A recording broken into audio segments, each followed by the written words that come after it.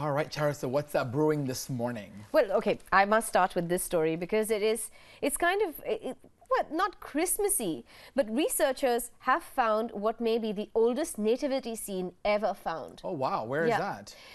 So this is 5,000-year-old rock art depicting a newborn between parents. This is in the Egyptian Sahara Desert. Wow. Yeah, wow. I'm reading the story. It's called Set in Stone. Okay. And this is Hindustan Times, page 1+.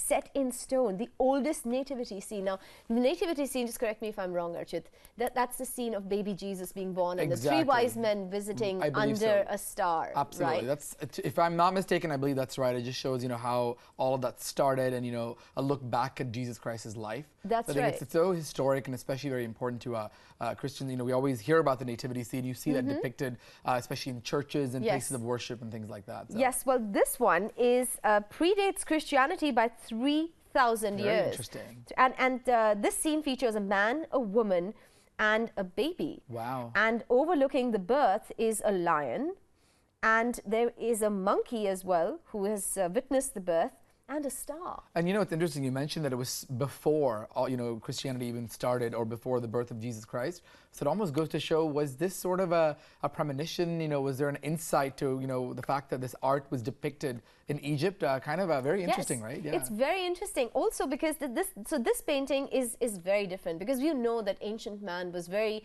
fond of creating art on stone. Right. And they depicted all kinds of scenes from their daily life, sure, including birth. Right. But this painting is different because the newborn is slightly above the level of the parents. Okay. Almost as if he is towards the sky. Wow. So we wonder what the ancient man was trying to say about this particular newborn baby. Right. Maybe almost knowing that this baby was special and clearly, paving the way for a huge religion around the world, but very interesting. Very interesting. 3,000 years before Christianity. And look at the similarities. Even in the nativity scenes, I think they have animals, because Jesus was born in a barn, or I believe so, yeah. Like a shed. Right. So it's almost very symbolic. Very symbolic. And here they have a lion and a monkey that have witnessed the birth, which is very odd. Okay. And a star which overlooks the birth of the child. Wow. So they were trying to map out the star when the child was born. Picture, Paint the complete picture Absolutely. of the birth of this new person. Very cool, very cool. So yeah, such a position with the baby not yet between the parents would have meant could have meant lots of things. It could have meant a birth or a pregnancy, and death was associated with the earth. So by putting the baby closer to the sky, it's also a hope that the baby would have a long life. And maybe even symbolically the resurrection. There's so many things that could be interpreted from that artwork. So many things. I mean, art, of course, is open to interpretation. Absolutely. And when you're looking back 5,000 years, and trying to think of what primitive man would have been thinking when they just with the minimal tools like as well to still see, that's wonderful. So, but look at the thought behind it. Which paper was that in? This is the Hindustan Times, page 1+. Page 1. All right. Well, another story that I read this morning, very interesting. Everybody's talking about Trump land and all that's going on with the refugee crisis around the world. Certainly in Europe and even in the United States, there's a little bit of a concern, sort of like isolationism. But in Lancaster, Pennsylvania, I was reading a very interesting article on the Indian Express that talks about even in Trump land, there's a home for refugees where volunteers from this church are putting together this home, making them feel welcome. And what a beautiful tribute, especially this time, the holidays, setting up and making them feel welcome and loved. So I thought that was a very interesting, sort of a human interest story. Even despite all the hatred or the negativity, there are a lot of wonderful people out there.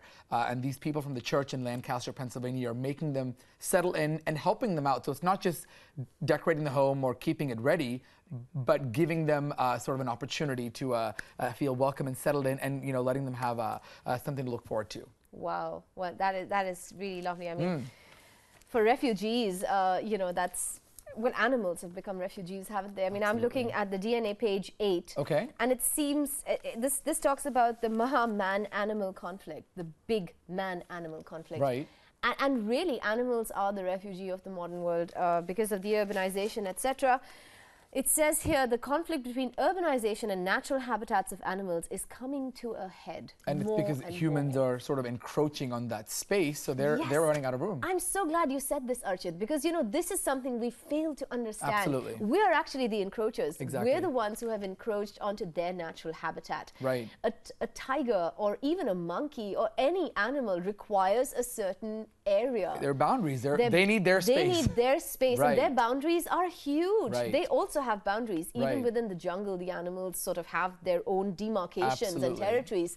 But those areas are massive. And within those areas, when you take urbanization and human encroachment, there's bound to be conflict. I mean, you know, we are literally squatting in their homes. Absolutely, and you wonder why there's attacks and things like that. But you know, I think it's also the government needs to step in and intervene, put those restrictions on where humans can expand their land and all that. So I think that's you know, we've done a couple of stories about that as well. You know, the monkey population here. Yes, yes. You know, the tigers. There's so many. But you know, I think the elephant corridors. Absolutely. In the Western Ghats, for Right. example, the elephant corridors. I mean, and elephants, you know, they don't care. I mean, Right. If that is their path, you know, you can put a building up there. They're Right, going they're there, going. and they're going to knock down whatever is in their way. And then there's conflict because it's like, oh my God, this elephant has tread over my crops. Right. But who's really to blame? I mean, we're encroaching onto. I think it's just more of an awareness. I think once, you know, the human population certainly is growing, but that doesn't mean the animal population isn't. So when humans are encroaching on their space, where are they going? They're going to come into our land. So well, it says here, a senior Forest Department official has said that these conflicts are inevitable. Exactly the same maybe reason. the government will step in and put more stricter regulations to help that conflict. I wonder how they're going to do that, because rising population, more and more development project and constructions of dams and roads come with their own toll on the ecology. Right, right. Well, we'll have to just wait and watch, and hopefully something that they'll come up in the new year. Yeah, it's a difficult balancing act. Who knows? Who knows? And speaking of New Year, you know, I picked up the paper this morning, The Hindu. Very appropriate. We have a week left. Hard to believe. The year is almost over, but very interesting article on page 4, the Education Plus, about making resolutions work.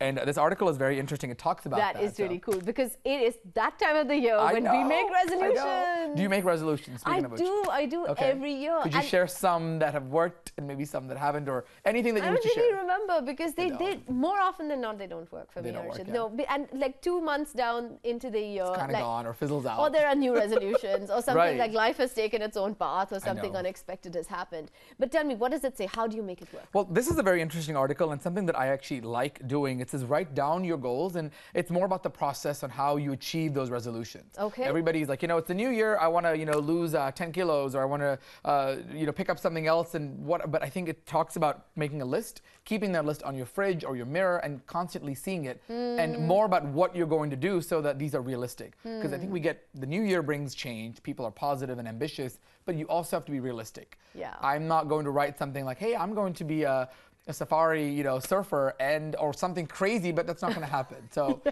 keep it simple, but do it realistically. So I don't know. I never do the weight one. Yeah. I feel like I never get to it, but I will write some other ones. Every year. I'm like, maybe this year we'll write it down. You never know. I should write it down. And you know what else? Okay, so I think there's a huge power in actually writing something down. Lists are because wonderful. It stays with you. The very act of handwriting. And then if you put it up in front of you, you sort of start to visualize it happening. Absolutely. And that visualization can have a manifestation. And it even says keep somebody as a friend or family member accountable for you. So maybe a reminder, you know, tell someone, this is my resolution. Please let me know how I can accomplish for it. a weight loss resolution, we'll be each other's, dangerous. Right? We'll be each other's, I guess. Or we'll suck it too. Okay.